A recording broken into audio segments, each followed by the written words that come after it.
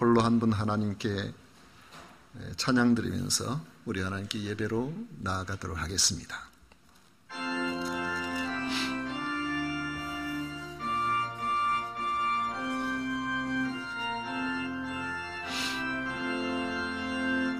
홀로 한 분 하나님께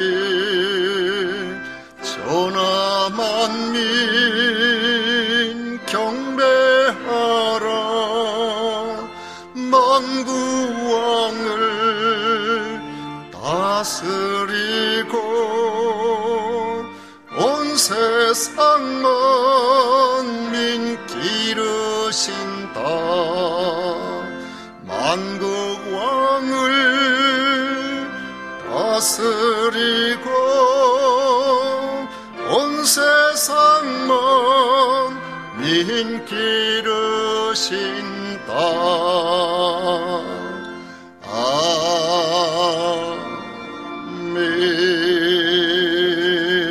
아멘. 오직 여호와는 그 성전에 계시니 온 천하는 그 앞에서 잠잠할지니라.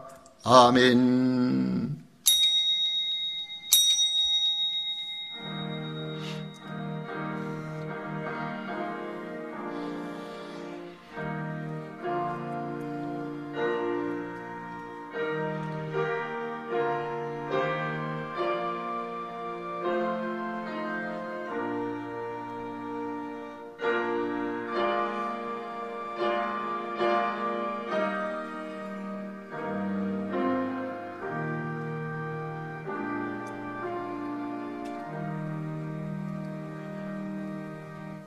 성삼위 하나님, 홀로 영광을 받으시옵소서.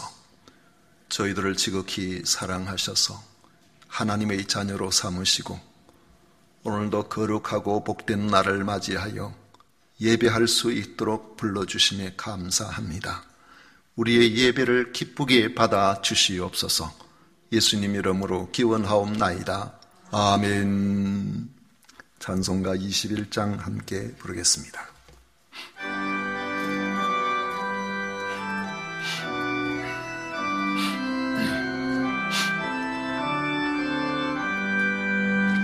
다 찬양하여라 전능왕 창조의 주께.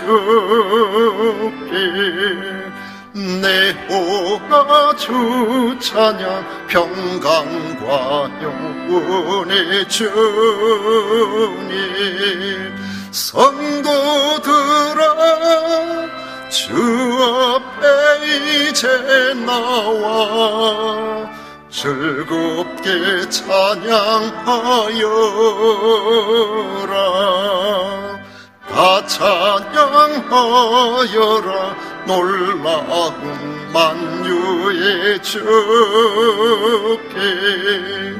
포근한 날개미 늘 품어주시는 주님.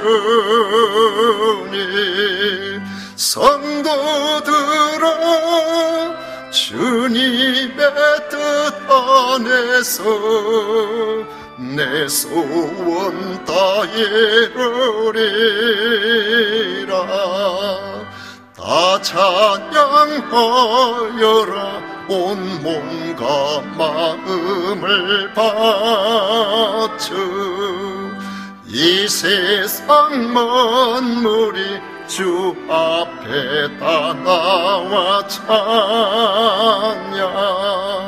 성도들아 기쁘게 소리 높여 영원히 찬양하여라.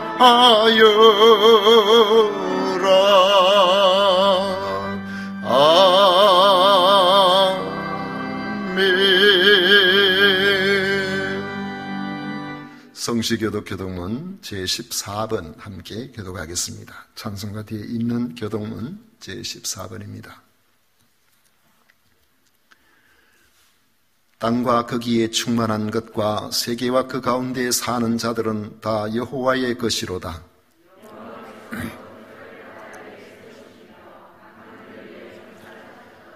여호와의 산에 오를 자가 누구며 그의 거룩한 곳에 설 자가 누구인가?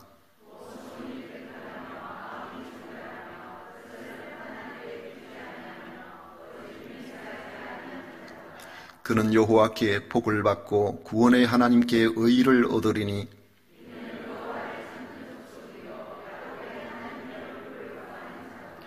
문들아 너희 머리를 들지어다. 영원한 문들아 들릴지어다. 영광의 왕이 들어가시리로다.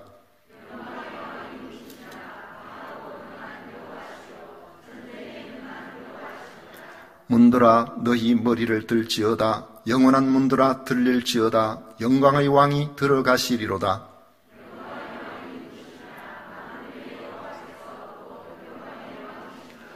아멘. 다같이 신앙 고백 드리겠습니다. 전능하사 천지를 만드신 하나님 아버지를 내가 믿사오며 그 외아들 우리 주 예수 그리스도를 믿사오니 이는 성령으로 잉태하사 동정녀 마리아에게 나시고 본디오 빌라도에게 고난을 받으사 십자가에 못 박혀 죽으시고 장사한 지 사흘 만에 죽은 자 가운데서 다시 살아나시며 하늘에 오르사 전능하신 하나님 우편에 앉아 계시다가 저리로서 산 자와 죽은 자를 심판하러 오시리라. 성령을 믿사오며 거룩한 공회와 성도가 서로 교통하는 것과 죄를 사하여 주시는 것과 몸이 다시 사는 것과 영원히 사는 것을 믿사옵나이다. 아멘. 다같이 자리에 앉으셔서 찬송가 310장 함께 부르겠습니다.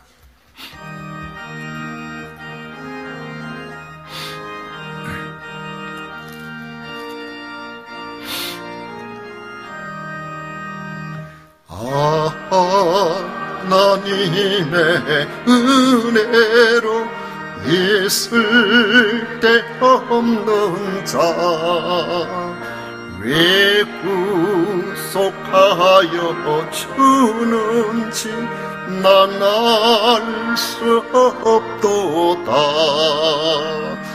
내가 믿고 뜨지 않은 내 모든 형편 아시는 주님 널 보호해 주실 것을 나는 확실히 아네. 왜 내게 굳센 믿음과 복음 주셔서 내 마음이 항상 편한지 난 알 수 없도다. 내가 믿고 떠지 않은 내 모든 형편 아시는 주님 널 보호해 주실 것을 나는 확실히 아네. 왜 내게 성령 주셔서 내 마음 감동해 주 예수 믿게 하는지 난 알 수 없도다. 내가 믿고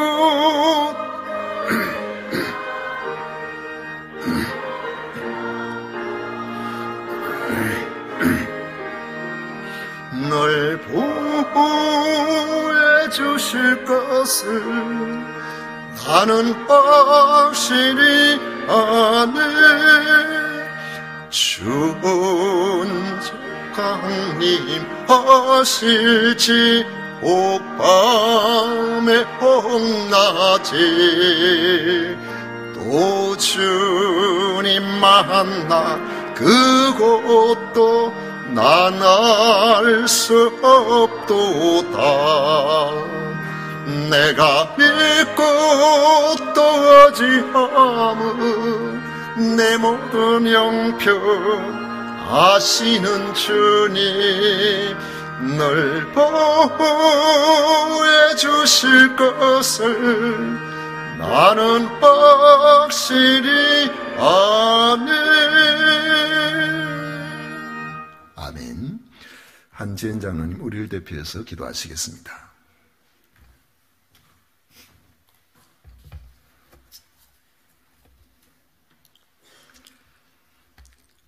천지 만물의 주인이시며 모든 인생의 생명을 주관하시는 전능하신 하나님 아버지, 완전하신 하나님의 섭리로 말미암아 올해도 어김없이 단단한 대지를 뚫고 나오는 새파란 새싹과 겨우내 앙상하게 말라버린 나뭇가지의 생명의 삭이 돋아나 활짝 피는 꽃을 보면서 이 아름답고 찬란한 주님의 세계를 우리에게 허락하신 우리 하나님께 찬송과 영광과 존귀를 올려드립니다. 주님 홀로 영광 받으시옵소서. 천지 만물도 하물며 하찮은 대지 위에 풀 하나도 하나님의 계획 안에서 살아 움직이는데 하나님의 형상대로 지었다는 우리는 하나님의 값없는 은혜로 영생까지도 허락받은 우리는 어찌 이렇게도 자아 욕구가 강한지 지난 한 주간도 하나님을 내 속 저 깊은 곳에 묻어두고 내 뜻과 내 고집대로 살았음을 고백합니다. 주여 저희를 불쌍히 여기사 이 시간 성령의 세례를 주셔서 우리의 잘못을 회개하며 우리 하나님 아버지의 품으로 돌아오게 하시옵소서. 주여 구하오니 귀를 기울이사 종의 기도와 주의 이름을 경외하기를 기뻐하는 종들의 기도를 들어주시옵소서. 지구 저편에는 전쟁으로 수많은 사람들이 생활의 터전과 귀한 생명을 잃어가고 있습니다. 먹고 살기 위하여 물질을 탐하여 수많은 사람들이 용병으로 지원하며 선한 생명을 죽음으로 몰아가는 저들을 긍휼히 여기사 하나님의 눈물과 하나님의 뜻을 보게 하시사 저 어두운 땅에 전쟁이 속히 사라지고 평화가 깃들기를 간구합니다. 우리나라도 전쟁의 위기와 경제의 위기, 정치의 위기와 무엇보다 신앙의 위기가 함께 우리를 덮쳐오고 있음을 느낍니다. 이 모든 위기가 하나님의 긍휼 없이 인간의 지혜와 노력과 힘만으로는 극복할 수 없음을 고백합니다. 주여 우리를 불쌍히 여기시사 나라와 민족과 교회를 살려주시옵소서. 주님은 마음을 찢고 통회하는 자의 기도를 멸시하지 않으심을 믿습니다. 교만과 부정과 더러움과 하나님을 두려워하지 않고 살아온 우리의 죄를 회개하오니 다시 한번 하나님의 제사장된 나라와 교회가 되게 하여 주시옵소서. 나라와 민족과 교회와 성도들의 삶을 선한 목자 되시는 주님께서 붙잡아 주시기를 간구합니다. 이 위기를 하나님의 선하신 도우심으로 기회로 삼고 하나님이 보시기에 이전보다 더 나은 나라와 민족과 교회 되게 하시고 교회는 이 어려운 환경 속에서도 기도와 간구로 계속해서 영혼을 구원하고 구원한 영혼이 주님의 제자로 세워져 가는 역사가 있도록 각 교회를 사용하여 주시옵소서. 하나님 아버지, 우리에게 이 세상을 살아가는데 지혜를 주심에 감사합니다. 이 세상을 살아가는데 필요한 물질을 주심에 감사합니다. 직장과 사업체와 사랑스러운 가족과 선한 친구들, 귀한 교우들을 붙여주심에 또한 감사합니다. 지금의 우리의 모습과 지금의 우리 된 것은 모두가 하나님의 은혜임을 고백합니다. 이 모든 하나님의 은혜로 받은 것이 나를 나타내고자 하는 타락의 도구로 사용하는 것이 하나도 없도록 하여 주시옵소서. 오직 이 모든 것들이 하나님의 나라를 확장하며 나의 주 나의 하나님께 한 발 더 다가설 수 있는 도구로 사용되어질 수 있도록 은혜 베풀어 주시옵소서. 주께서 보내시고 세우신 주의 사자를 통하여 우리의 믿음이 날마다 조금씩 성장하며 또한 성숙하게 하셔서 마침내 그리스도의 장성한 분량에 이를 수 있도록 도와주시옵소서. 참된 복음을 통한 바른 믿음의 터 위에 주님의 뜨거운 사랑을 부어주셔서 하나님을 기쁘시게 할 뿐만 아니라 이 세상에서도 칭찬받는 온전한 우리 세금산 공동체가 되게 하여 주시옵소서. 하나님의 사람들 세금산 공동체가 한 마음으로 하나님을 예배하는 이곳에 하루속히 성가대의 찬양으로 영광 돌리며 우리 모두는 하나님께 두 팔 벌려 마음껏 찬양하는 그날이 속히 오기를 바라며 우리 주 예수 그리스도 이름으로 간절히 기도드립니다. 아멘.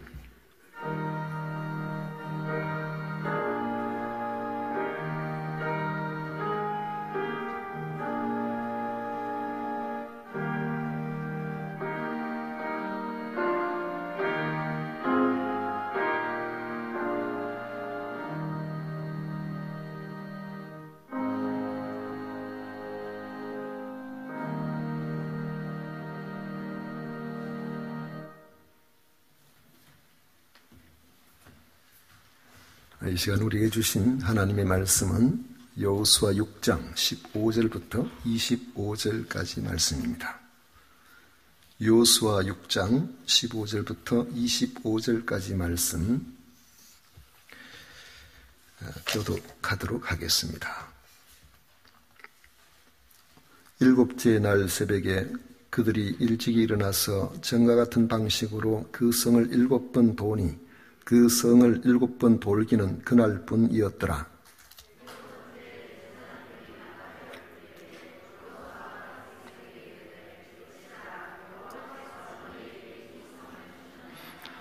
이 성과 그 가운데에 있는 모든 것은 여호와께 온전히 바치되 기생 라합과 그 집에 동거하는 자는 모두 살려주라. 이는 우리가 보낸 사자들을 그가 숨겨주었음이니라.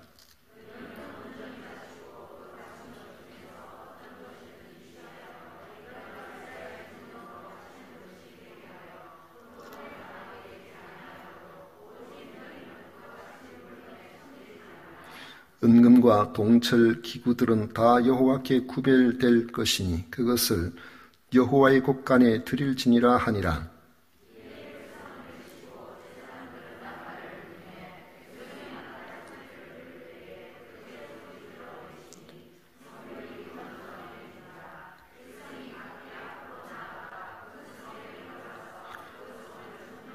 그 성 안에 있는 모든 것을 온전히 바치되 남녀노소와 소와 양과 나귀를 칼날로 멸하니라.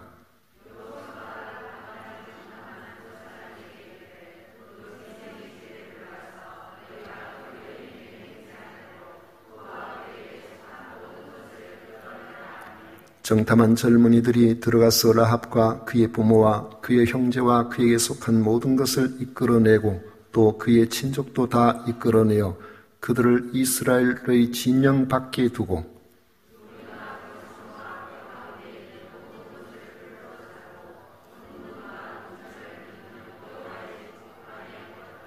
다 같이 읽습니다.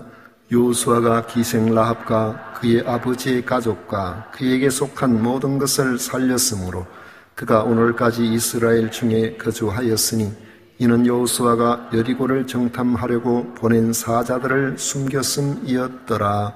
아멘. 하나님의 크신 은혜 중에 또 한 달 만에 여러분들을 뵙게 되어서 매우 기쁘게 생각합니다. 어떤 분들은 한 달이 참 빠르게 지나갔다 그렇게 생각하는 분도 있고 어떤 분들은 한 달이 참 길다 그렇게 생각하는 분들이 있는데 하나님께서 주신 그 은혜는 우리의 하루하루가 기적의 삶으로 우리를 이끌어 주시는 줄 믿습니다. 여러분들을 참 많이 뵙고 싶었습니다. 오늘은 함께 읽은 말씀을 가지고 하나님의 주된 관심사라는 제목으로 같이 말씀을 나누고자 합니다. 여리고성은 이중성벽으로 이루어진 난공불락의 성으로 알려져 있습니다. 하나님은 여호수아에게 여리고성 함락을 위해서 특별한 방법을 명령하셨습니다. 모든 군사를 동원하여 성 주위를 매일 한 번씩 돌되 6해 동안을 그리하고 제7일에는 7번을 돌라는 것입니다. 무장한 군사들이 제일 앞에서 가고 다음은 7명의 제사장들이 양의 뿔로 만든 나팔을 불면서 가고 그 다음은 이 제사장들이 언약궤를 메고 가고 그 뒤에는 모든 군사들이 따라가도록 했습니다. 6해 동안 하루에 한 번씩 아침 일찍 일어나 일체 말 없이 조용하게 그렇게 나팔 소리만 들으면서 여리고성을 돌고 제7일에는 하루 동안에 7번을 그렇게 도는데 여호수아가 외치라고 하면 양각 나팔을 불던 제사장들이 나팔을 길게 부는 그것을 신호로 모든 사람이 큰 소리로 외치라는 겁니다. 그리하면 여리고 성벽이 무너져 내리라는 것이 하나님의 명령이요 약속이었습니다. 여호수아에게서 하나님의 명령을 들은 이스라엘 백성들은 한 마음으로 순종했습니다. 말씀대로 여리고성을 돌았고 마지막에 길게 울려 퍼지는 나팔 소리를 신호로 큰 소리를 외쳤더니 여리고성은 그대로 아래로 무너져 내렸고 성을 함락시킬 수가 있었습니다. 우리는 이 사건을 들으면서 여리고성 이 함락이 주는 신앙적인 교훈을 얻습니다. 인생이 맞닥뜨리는 아무리 어려운 문제라고 할지라도 철저하게 하나님의 말씀에 순종해서 전진해 나가면은 하나님께서 우리를 승리의 길로 이끌어 주신다는 겁니다. 그런데 문득 이런 생각을 해봅니다. 여리고성이 객관적인 전력으로 볼 때에 하나님께서 비상적인 방법으로 도와주시지 아니하시면은 절대로 무너뜨릴 수 없을 정도로 견고한 난공불락의 성이었을까 하는 것입니다. 1938년을 시작으로 해서 여리고 지역은 여호수아가 여리고를 점령한 증거와 성벽에 대해서 알아보기 위해서 7차례 이상으로 아주 고고학적 탐사와 대대적인 발굴이 계속해서 있어 왔습니다. 발굴에 의하면 여리고는 사해북쪽 12km 지점으로 사람이 산 흔적은 한 10,000년 전인 신석기 시대부터 나타나는데 주전 3000년경인 초기 청동기 시대에 이미 이 도시 문명의 특징을 보여주는 진흙 벽돌로 된 방어 성벽의 흔적이 나타났습니다. 아모리족에 대해서는 주전 24세기부터 21세기에 수메르 문헌에 언급이 되어 있는데 당시 가나안 땅에 광범위하게 유입된 이 아모리족의 일부가 오늘 본문의 시대적 배경이 되는 14세기, 주전 14세기에 여리고에 정착했다가 이 14세기 후반에 황폐화되었다는 사실이 파악되고 있습니다. 특히 1952년부터 58년까지 이 지역을 탐사한 캐논 여사팀의 이 지역을 조사한 바에 의하면 이 지역의 파괴 연대를 성경 본문에 나타난 여리고성 함락 시기와 일치한다고 결론을 내렸습니다. 특히 온 성읍이 불에 탄 흔적이 나타나는데 타다만 저장된 곡식이 엄청나게 많았다는 겁니다. 곡식이 많았다는 것은 추수기가 이제 막 끝났다는 것을 의미하는 것이죠. 여호수아 3장 15절에 보면은 요단이 곡식 거두는 시기에는 하면서 그때 이제 건너와서 그곳에 앞에서 길갈에서 머물면서 이미 추수기가 이제 거의 끝나서 집집마다 곡식이 가득 차 있는 이런 상황이었죠.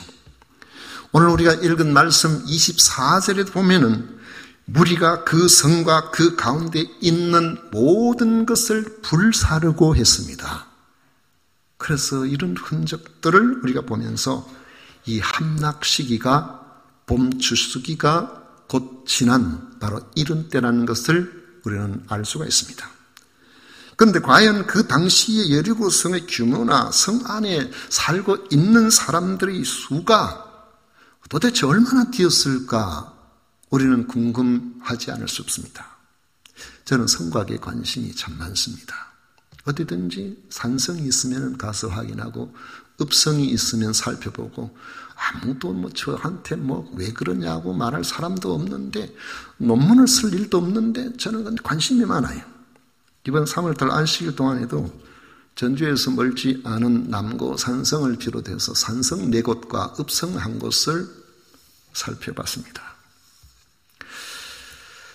성곽은 당시 사람들이 적으로부터 자기의 생명, 자기 가족을 구원하기 위해서 그렇게 세워지기 때문에 당시로 볼 때는 토목기술과 건축기술에 있어서 최고의 과학적 기술이 할 수 있는 최상의 기술이 동원됩니다. 그래서 평화로운 세월을 지낸 곳의 성곽은 보면은 낮고 부실해요. 전쟁을 별로 안 겪어보니까 별로 그냥 어려움을 당해보지 않으니까 성곽을 튼튼하게 그렇게 세울 필요성을 못 느끼는 거죠.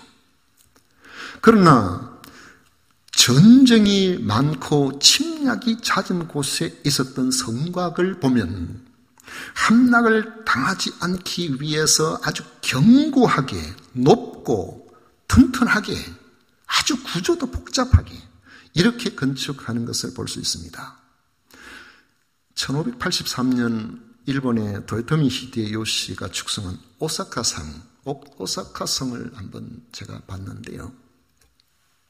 성이 얼마나 견고한지, 그 앞에 해자가 아마 제가 볼 때는 한 50m에서 넓이가 한 100m 가까이 되는 것 같아요. 그 깊이도 어마어마합니다. 조각배를 타고서 만약에 그 해자를 건너서 성벽에 도달한다고 할지라도 성곽이 얼마나 높은지 그 성곽에 올라서 성벽을 타고 넘을 수도 없을 뿐만 아니라 위에서 누군가가 보고 있으면 한 사람이 10명, 100명을 당할 수 있을 것 같아요. 그 성을 무너뜨리기 위해서는 적어도 해자 바깥에서 대포를 쏘지 않고서는 이 성을 무너뜨릴 수가 없다. 비록 성 안에 들어갔다고 할지라도 미로처럼 얽혀 있어서 그곳에 있는 성주를 어떻게 제거하기가 어렵다는 그런 생각이 듭니다.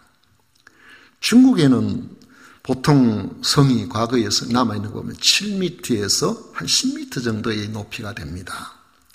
그런데 난징이나 베이징 성 같은 경우에는 무려 성 높이가 20m나 됩니다.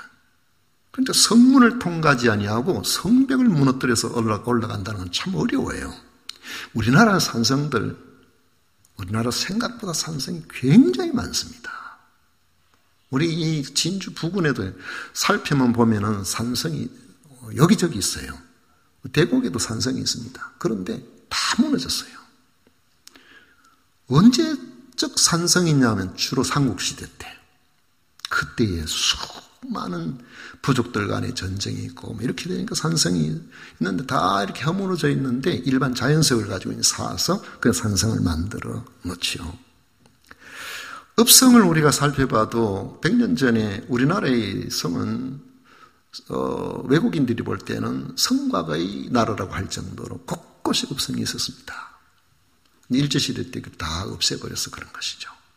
지금 회복시킨다고 고정을 거쳐서 이렇게 저렇게 합니다만은, 그런데 우리 진주성을 보는 것처럼 진주성도 바깥에 남강이 흐르고 있고 또 이쪽에 괜찮은 곳에는 예전에 해자가 있었고 성벽이 또 지형을 따라서 있는데 성을 살펴보면은 4m를 거의 잘 안 넘어요. 4m 같으면은 맘먹으면은 웬만하면은 넘을 수도 있는 그런 정도잖아요. 그만큼 우리나라가 어떻게 보면은 이 큰 전쟁이 많지 않은 그런 나라였다, 그렇게 말할 수가 있겠죠.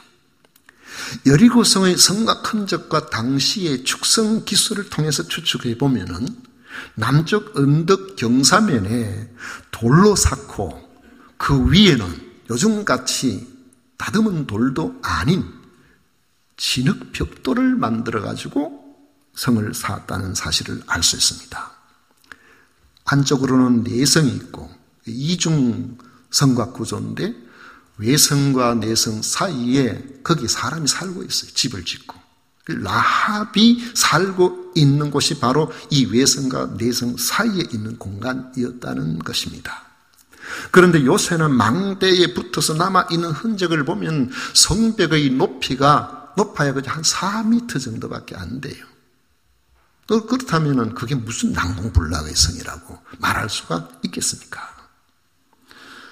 여리고성은 아무리 견고하게 건축되었다고 할지라도 철기시대에나 볼 수 있는 기계가 좋아야 요즘 성곽에 남아있는 것처럼 돌들을 잘 다듬어가지고 아주 견고하게 그렇게 못하고, 일반 자연석도 측문치를 나누니까 이동하는데도 힘이 필요하니까 큰 거 잘 못하고, 그 기초적인 것은 그렇게 하고 그 위에는 흙으로 벽돌을 만들어서 그렇게 했을 정도니까 그렇게 대단한 성은 아니었다는 그런 생각을 해보게 됩니다. 이런 이야기 하는 사람은 아마 잘 없을 거예요. 대부분 그냥 난공불락의 성이었다 뭐 이런 정도로 이야기를 하겠죠. 근데 우리가 이렇게 생각해 보십시오. 당시는 지금부터 3400년 전인 후기 청동기 시대입니다. 전 세계적으로도 인구가 그렇게 많지 않은 때입니다. 또 대도시, 대규모 도시를 이룰 만한 그런 여건도 되지를 않습니다. 대도시를 이루기 위해서는 물이 풍부해야 되고, 그리고 주변에 광활한 양식을 구할 수 있는 토지가 있어야 되고, 이런 조건들이 필요하다는 것이죠. 그렇게 본다고 하면 여리고성에 그렇게 많은 사람이 살고 있지는 않았을 것 같다는 생각을 해봅니다. 왜냐하면 가나안 땅 전체 여리고성 같이 이렇게 사람이 살고 있는 성이 아마 수백 개는 되었을 수도 있는데, 그렇게 보면은 여리고성 하나 안에 그렇게 많은 사람이 살지는 않았을 거예요. 이와 비달리 이스라엘 백성은 수적으로 볼 때에 여리고에 살고 있는 주민들에 비해서 압도적입니다. 왜냐하면 여리고는 가나안 땅에 흩어져는 수많은 성읍 중에 하나이지만은 이스라엘 백성은 장장 60만이나 되는 사람들이 길갈이라는 곳에 아예 집결해 있었던 겁니다. 선봉에서는 루벤과 갓과 므낫세 반지파에서 온 무장한 군사만 4만 명이나 됩니다. 여성과 아이를 제외한 20세 이상의 장정만이 60만이라는 거예요. 이처럼 깊은 산 꼭대기에 있는 요새도 아니고 평지 언덕 위에 세워진 그런 성읍에 아무리 많이 잡아도 2만 명 이상이 되기는 어려울 것 같은 그런 여리고성에 사람의 힘으로는 도저히 함락시킬 수가 없기 때문에 하나님께서 특별한 방법으로 그렇게 여리고성을 함락시키도록 하신 것은 아니지 않겠는가 하는 생각을 해보는 겁니다. 그렇다면 왜 하나님께서는 여리고성을 7일 동안 하루에 한 바퀴씩 6일 동안 돌고 마지막 날에는 7바퀴를 도는 이런 특이한 방법으로 여리고성을 무너뜨리게 하셨을까요? 우선은 지금까지 하나님께서 하신 것과 같은 그런 신앙교훈적인 면에서 생각해 볼 수가 있습니다. 우기의 특별한 방법으로 언약궤를 앞세우고 요단강을 건너는 것처럼, 길갈에서 할례를 행하게 하신 것처럼, 언약궤를 앞세우고 말씀에 순종하며 나아갈 때에 여리고성이 무너지게 하심으로 이후에 벌어지게 될 가나안 정복 전쟁에서 너희들은 자기 능력을 의지하지 말고 겸손히 하나님과 함께하여 가나안 땅을 정복하도록 해야 한다는 것입니다. 가나안을 정복하는 전쟁은 이스라엘 백성들에게 있어서는 사람의 전쟁이 아니라 거룩한 성전이 되어야 한다는 것입니다. 그런 점에서 볼 때 성도가 살아가야 할 인생살이의 교훈은 확실합니다. 겸손히 늘 하나님과 동행하는 삶이 되어야 된다는 겁니다.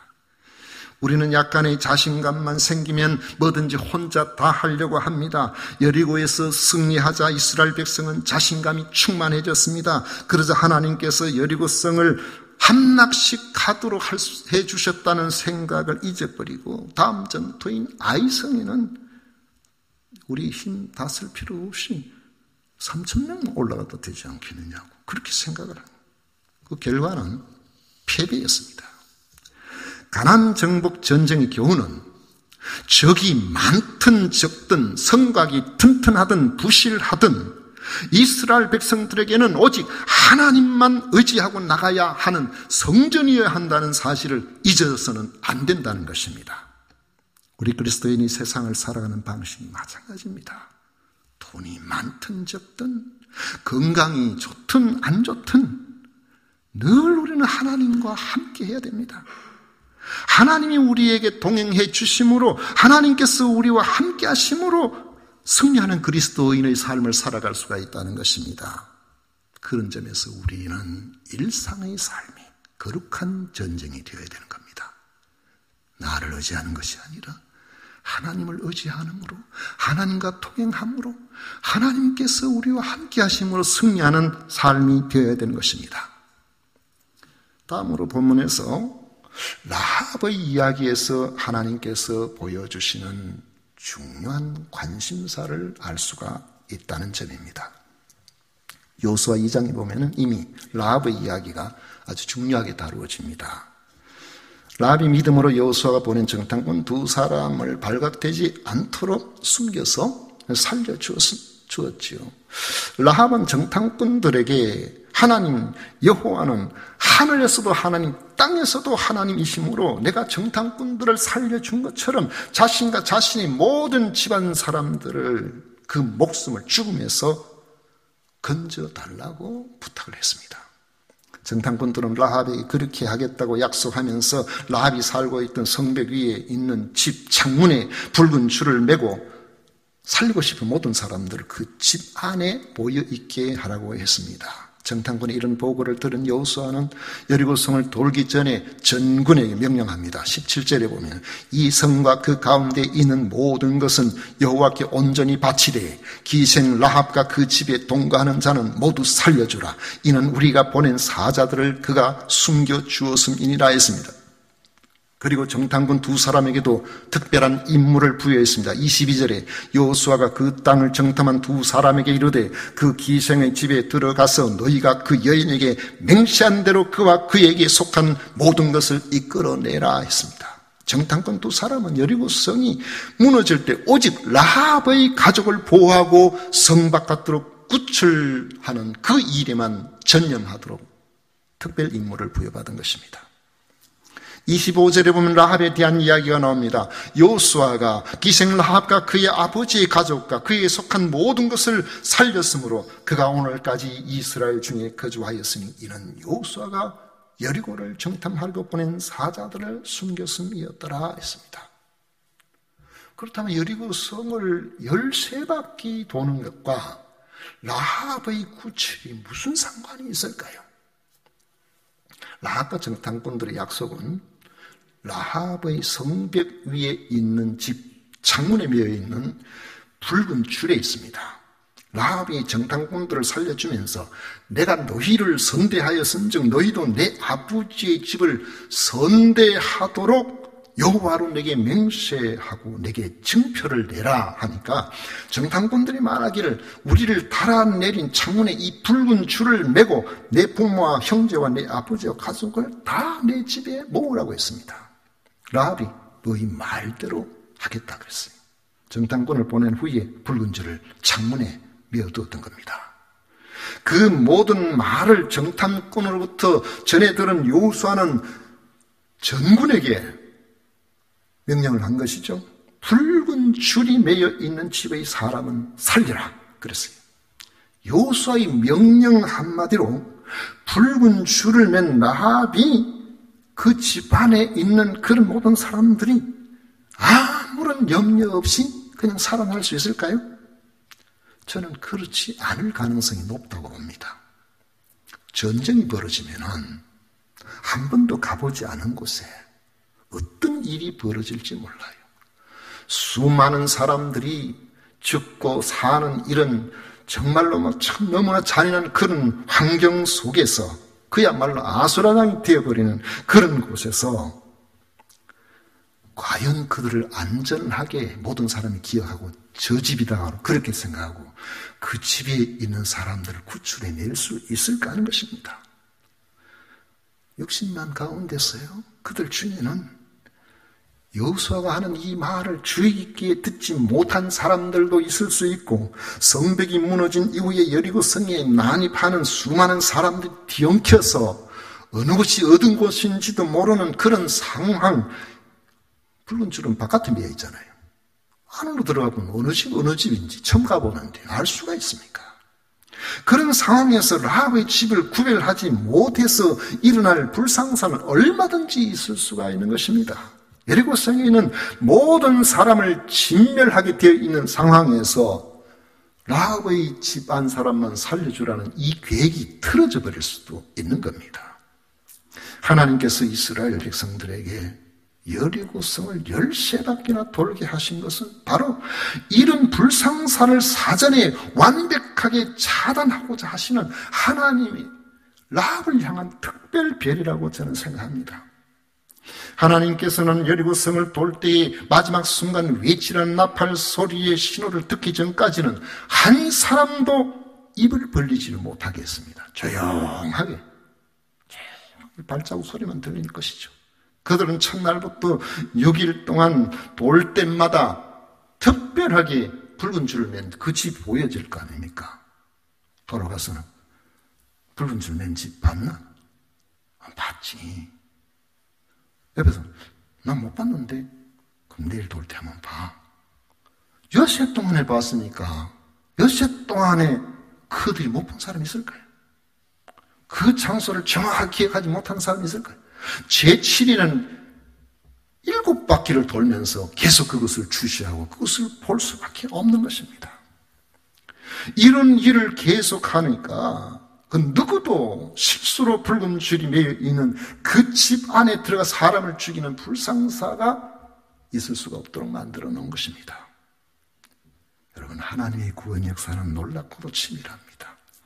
여리고성의 모든 사람이 하나님의 이름을 듣고는 마음이 녹았고 정신을 잃었지만 그들은 하나님의 구원을 사모하지 않고 성문을 닫아 걸고 끝까지 반항하고 버티다가 전멸해버렸습니다. 그들과 달리 라합은 하나님은 상천하지 하나님이시요 사는 길은 그분에게 나가는 길밖에 없음을 믿고 행동했습니다.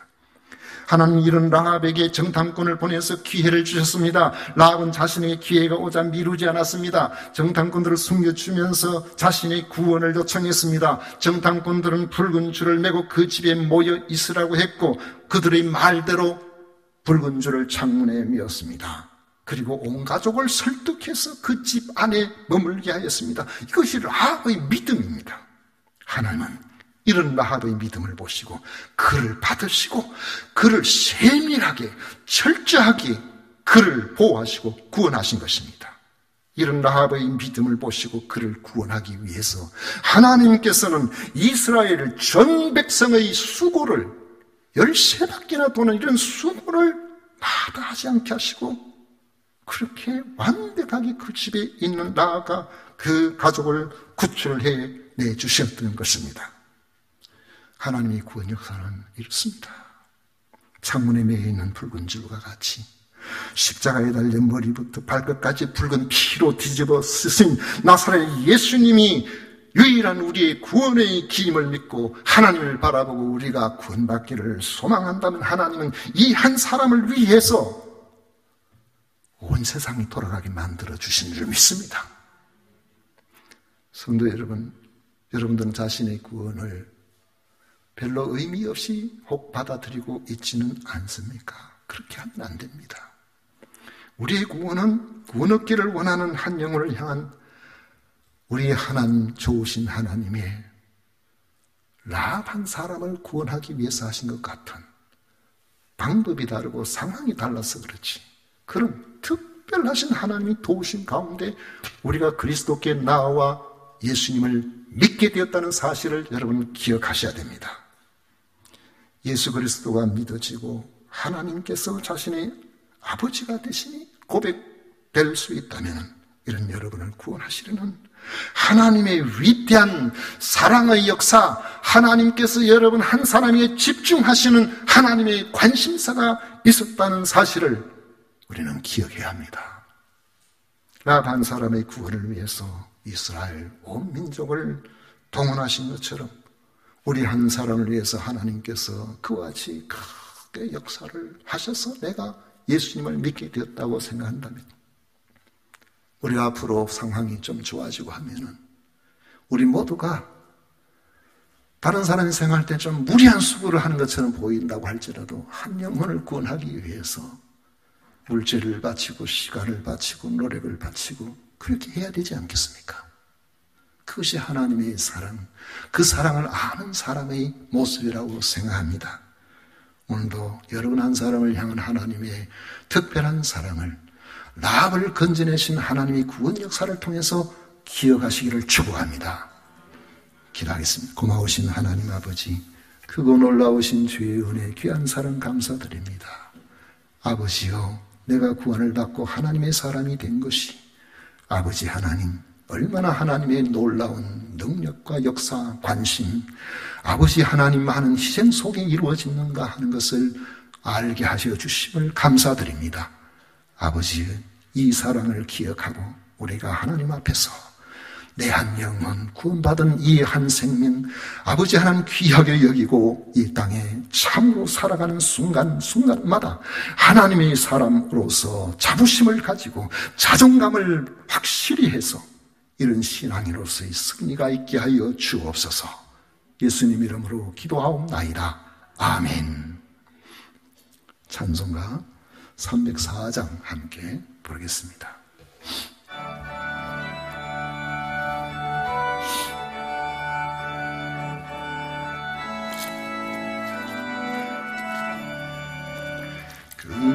크신 하나님의 사랑 말로 다 형용 못하네. 저 높고 높은 별을 넘어 이 낮고 낮은 땅 위에 죄담한 영혼 구하려 그 아들 보내사 화목제로 삼으시고 죄 용서하셨네. 하나님 크신 사랑은 증량 다 못하네. 영원히 변치 않는 사랑 성도여 찬양하세. 괴로운 시절 지나가고 땅 위에 영세할 때 주 믿지 않던 영혼들은 큰 소리 외쳐 울어도 주 믿는 성도들에게 큰 사랑 베푸사 우리의 죄 사했으니 은혜 잊을까. 하나님 크신 사랑은 중량 다 못하네. 영원히 변치 않는 사랑 성도여 찬양하세. 하늘을 두루마리 삼고 바다를 멍을 삼아도 한없는 하나님의 사랑 다 기록할 수 없겠네. 하나님의 크신 사랑 그지 다 쓸까. 저 하늘 높이 쌓아도 채우지 못하리. 하나님 크신 사랑은 다 하네. 영원히 변치 않는 사랑 성도여 찬양하세.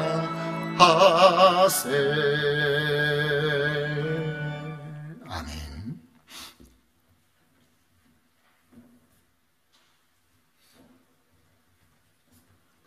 우리 하나님께 드린 예물 위해서 봉헌 기도 올려드리도록 하겠습니다. 하나님 아버지, 지극히 크신 사랑, 그 크신 은혜 감사드립니다. 오늘도 우리 하나님 앞에 나아 예배드리고 아버지 하나님, 우리의 마음을 담아서 하나님께서 우리의 모든 주인 되심을 고백하는 마음으로 소득의 10분의 1을 구별하고 각종 감사로, 선교 헌금으로, 또 건축 헌금으로, 주일 헌금으로 드릴 수 있도록 해주셔서 진심으로 감사드립니다. 아버지 하나님, 어려운 시대를 우리가 살고 있습니다. 이 가운데도 하나님께서 지켜주심을 감사드립니다. 아버지 하나님 앞에 드리는 이 모든 부분들이 우리의 신앙 고백이 오니 주님 받으시고, 이 어려운 모든 환경 속에서 사랑하는 우리 모든 믿음의 식구들, 하나님의 자녀들을 붙잡으시고 보호하여 주옵소서. 아버지여, 넉넉한 것들로 채워주시고 강건하게 인도하여 주옵소서. 감사하고 예수님 이름으로 기도하옵나이다. 아멘. 지금 우리 구주 예수 그리스도의 은혜와 하나님 아버지의 놀라우신 사랑과 성령 하나님의 위로 축복 교통하심이, 특별한 사랑으로 그리스도의 사람이 된 모든 성도들 위해 영원토록 함께 있을지어다. 아멘.